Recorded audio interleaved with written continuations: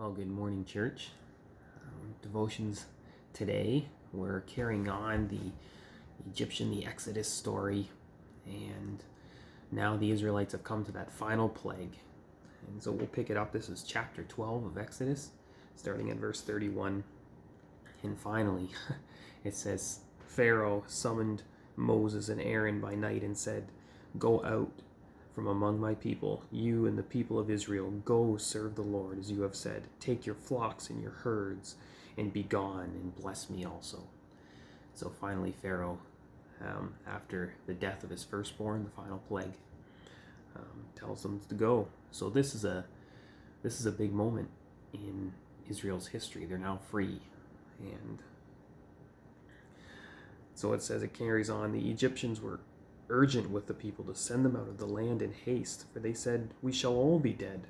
So the people took their dough bowls, being bound up in their cloaks and their shoulders, and just as the people of Israel had also done, as Moses told them, for they had asked the Egyptians for silver and gold jewelry and for clothing, and the Lord had given the people favor in the sight of the Egyptians, so that they let them have whatever they asked, and so they plundered the Egyptians. And so they head out.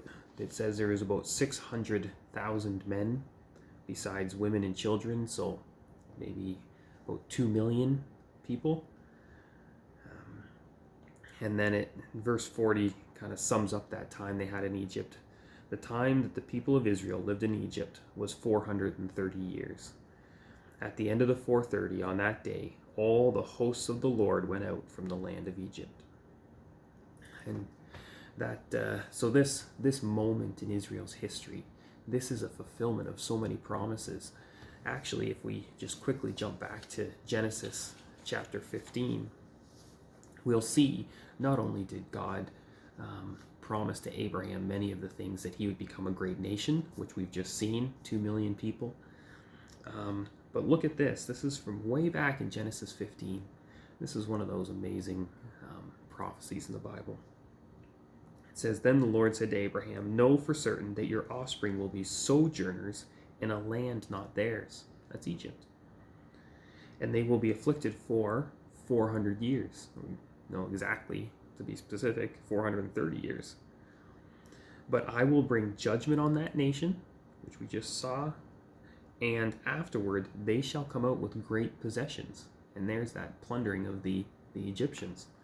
And so all those things, all those promises, on top of Abraham's family becoming a nation and heading to the promised land, all those promises God is fulfilling. And this is the beginning of that nation. They went into Egypt as a family, and they're coming out as a nation. To commemorate that event, God institutes the Passover.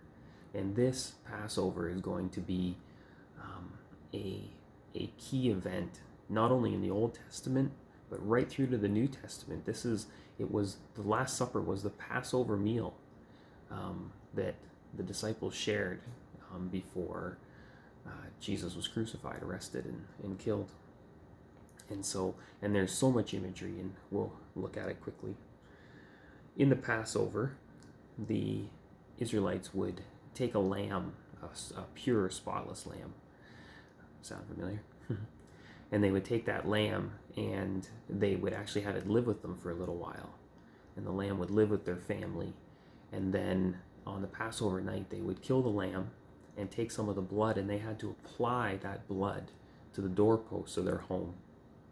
And then they would get together and they would eat that lamb together along with unleavened bread, so bread without yeast, as a family, with their cloaks on and their staffs in their hand. And that was the Passover meal. And it says this was to commemorate what the Lord had done when the Lord brought the people of Israel out of the land of Egypt. The one thing is that people often think the Passover was exclusive to the Jews.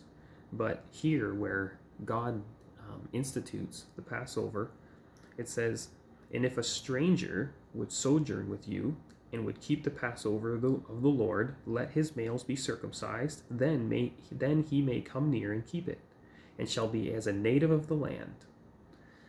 And so this Passover, this picture of the blood of the Lamb being applied to your home, your family, yourself, in order that you would be passed over from judgment.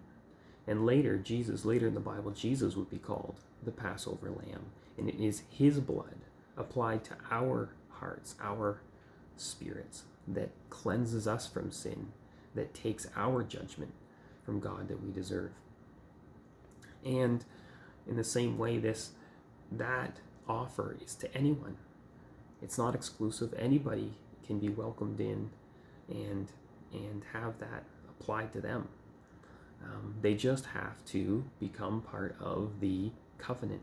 That's what the circumcision sign was. If any foreigner would be willing to take that sign, that sign of, it was an outward sign of an inward commitment to say, Yahweh will be my God, and I will serve him. If they're willing to do that, then they would join in with the people of Israel and participate in this reminder of how God takes away their sin. And so for you today, if you don't know Christ, if you haven't had his blood cover your sin, then I encourage you just to read the scriptures, read the Bible, talk to somebody. You can call church and get my number, or talk to Pastor Graham or Pastor David, and or some other Christian you know, and look to Jesus. He is the forever Passover Lamb that paid for the sin of the whole world. So with that, may God bless you and keep you, and make his face to shine upon you. And today, would you know his peace. God bless.